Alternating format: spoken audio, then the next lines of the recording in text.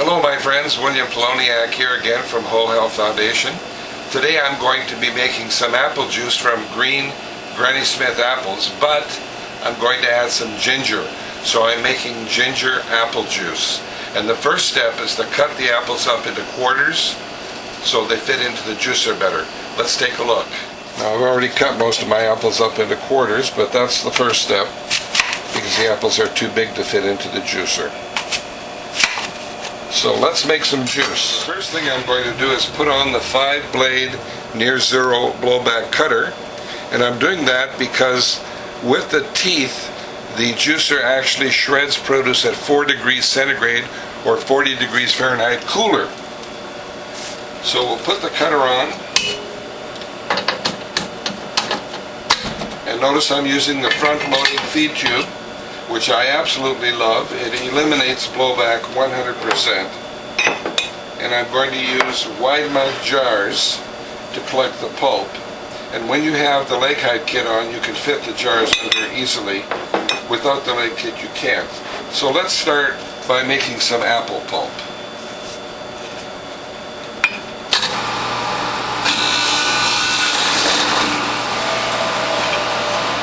This is the last of my apples. And remember to push slowly and use 2 hands whenever possible.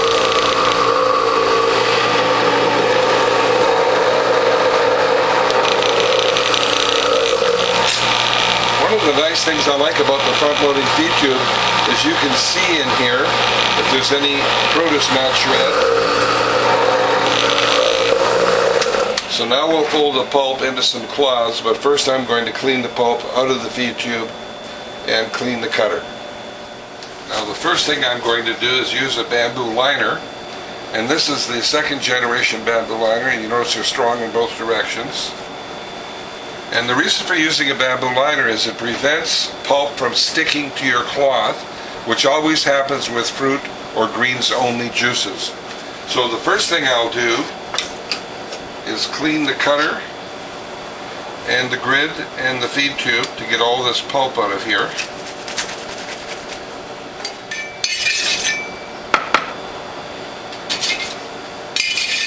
I'll point out a couple of tips, and you never leave the cutter on the juicer. Always remove it, clean it with the hold down, place it in the top to drain. So we have some pulp here, and you want about a half of a jar full of pulp, and notice I have the bamboo liners which I'm going to fold over, and then I'll fold the cloth over the bamboo liner.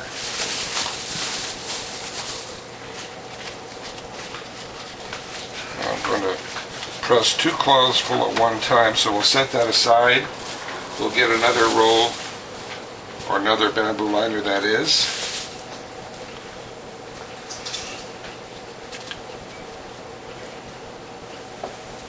Put another half of a container of pulp on there. Fold that over. Now with the Whole Health Foundation bottom juicer with the bottom plate, you can leave this up indefinitely. And as long as there's a steady stream of juice, I leave it up. When it changes to droplets, I'll back it off. And then I'm going to repackage the pulp and show you how I can get 10% more juice.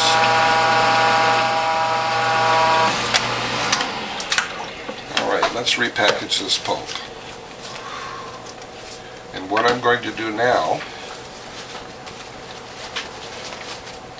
is form this pulp into a very tight ball. Press it again, and let's see if we can get any more juice out of this. Now watch my folding technique.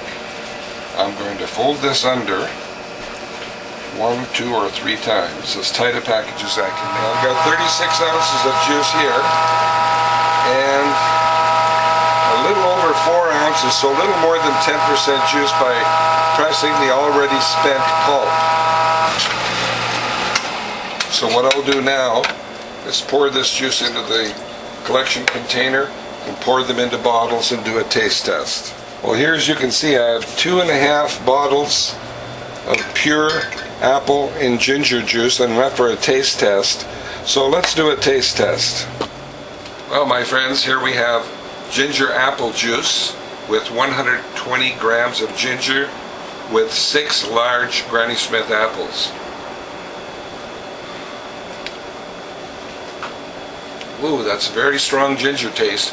I think next time I'll use about 40 grams of ginger. Still very palatable, but very, very sweet and too strong for me. What I'm going to do is mix this 50% with water and do another taste test. Now I finished mixing the apple juice with 50% water, and we'll do a taste test with it diluted. Well, for me this is much better, but it's still too strong with the ginger. Next time I think I'll use only 20 grams of ginger instead of 140. And now I'd like to show you why we're using bamboo liners. Take a look at that. Nothing sticking to the cloth. Well, I hope you like what you've seen, my friends, and if you do, please tell a friend. And if you'd like to call me, my phone number is 760-753-0321. My email address is developtrust@cox.net, and my webpage is wholehealthfound.com. I'll see you in the next video.